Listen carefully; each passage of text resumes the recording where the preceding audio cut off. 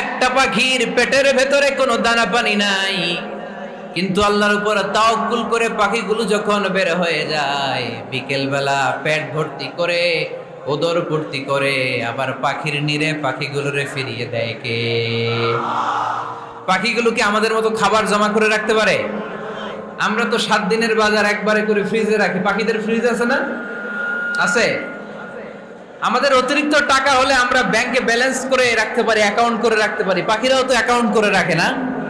না, প্রতিদিন না খেয়ে বের হয়। কালকে ওই পাখিটা কি খাবে, কোন জায়গা থেকে তার রিজিকের ব্যবস্থা হবে, আল্লাহ ছাড়া কেউ জানে। এটার নাম তাওয়াক্কুল। এটার নাম কি? আমাদের সাধ্যের, আমাদের ক্যাপাসিটি, আমাদের ক্যাপাবিলিটির সবটুকু করে আমরা তাওয়াক্কুল করি একজনের উপর। চিল্লায় বলেন, তিনি কে?